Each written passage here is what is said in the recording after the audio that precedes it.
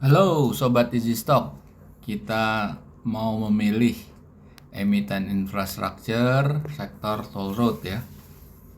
Nah ini kita akan menggunakan aplikasi analisa fundamental yang berbasis kepada bukunya Benjamin Graham, Security Analysis dan Intelligent Investor, dua buku pegangannya Warren Buffett untuk menghitung nilai wajar saham yang ada di bursa, seluruh nilai wajar saham.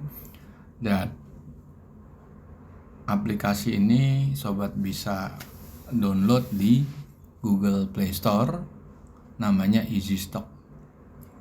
Dan aplikasi ini akan menunjukkan perbandingan nilai wajar dengan harga saham emiten yang bergerak di bidang toll road. Oke, Anda bisa mulai dengan mengetik Easy Stock di Google, searching Google Play Store. Anda download akan seperti ini. Ya. Klik di sini. Oke.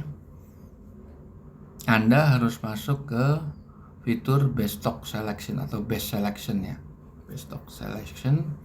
Ini ada beberapa di sini, default aja dulu ya, itu bisa over value atau yang harga kemahalan, under value, murah, berdasarkan ranking dividen, price rank, volume rank, direction yang dari highest ke lowest. Kita pilih infrastruktur. Oke. Infrastruktur sektornya adalah highway sama rail track. Oke. Kita nggak usah, langsung aja pilih apa aja sahamnya. Ada 3 saham. Nah, pertama Meta ini perusahaan infrastruktur juga nih. Kalau di sini kita lihat Meta ya, kita pakai aplikasinya IDN untuk mencari latar belakang. Kita cari, kita cari ini Meta ya, Meta. Wah, nggak ada ya Meta ya, nggak ada di sini. Oke, kita lihat grafik harganya aja Meta seperti apa. Meta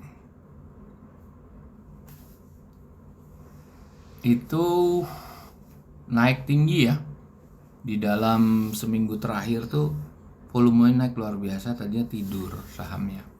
Nah, kalau kita lihat di Easy Stock, Meta itu closing price-nya 166, tapi nilai wajarnya cuma 77, 78, di bawah 100 lah. Berarti dia nggak punya upside, adanya resiko downside. Malahan sisi intrinsic value low-nya itu sampai negatif. Kenapa? Kita lihat di sini. Laporan keuangan Q4. Revenue growth bagus 5,5. Di sini kita lihat net current assetnya 1,1 triliun, 1,2 triliun. Dia bisa nutup utang jangka pendek yang 600 miliar.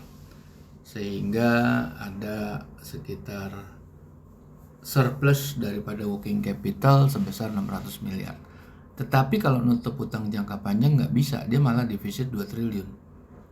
Karena utang jangka panjangnya 2,6 triliun, ini tipikal perusahaan infrastruktur yang memiliki hutang-hutang dengan tenor panjang, disesuaikan dengan kondisi pembangunan daripada infrastruktur jalan tol itu sendiri. Oke. Makanya dia negatif nih. Sekarang kita lihat return on equity-nya tidak sampai 1. Debt equity-nya masih bagus tapi mendekati batas warning, yaitu 1. Profit margin tipis sekali, cuma 3. Oke, kita lihat lagi JSMR. JSMR ini sama juga nih.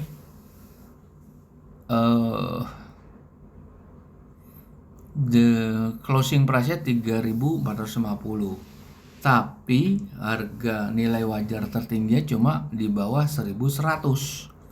Berarti downside-nya dalam nih, malahan ada yang negatif di downside, di nilai intrinsic value low-nya. Kita buka laporan keuangan Q1, growth-nya 6,7 cukup optimis. Kita lihat net current asset 8 triliun. Kalau suruh 11 triliun kan dia akan defisit 3 triliun. Working capitalnya defisit. Belum ditambah 6,61 triliun utang jangka panjang. Nah, free cash flow-nya sebetulnya mencetak positif surplus 1,1 triliun, tapi nggak bisa ngangkat dia.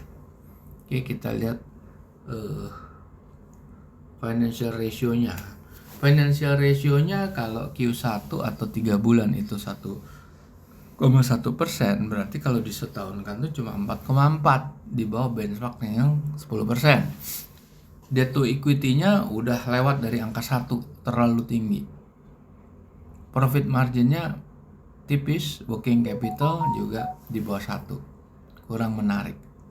Oke, kita lihat lagi yang terakhir CMNP. Nah, CMNP ini harganya 20-40, tapi nilai wajarnya cuma 1000 kurang. CMNP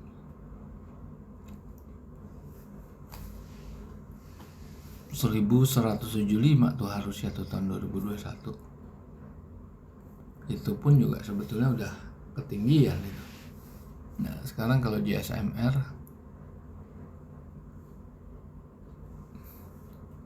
memang kondisinya menurun terus ya, fluktuatif dan menurun. Oke, kita lihat CMNP. CMNP kita buka panel berikutnya. Laporan keuangan Q1. Revenue growth 5%, bagus. Free cash flow-nya hampir 1 triliun. Nah, ini cuma masalah ketinggian aja nih, sebetulnya kita komponen growth-nya udah 5%, bagus.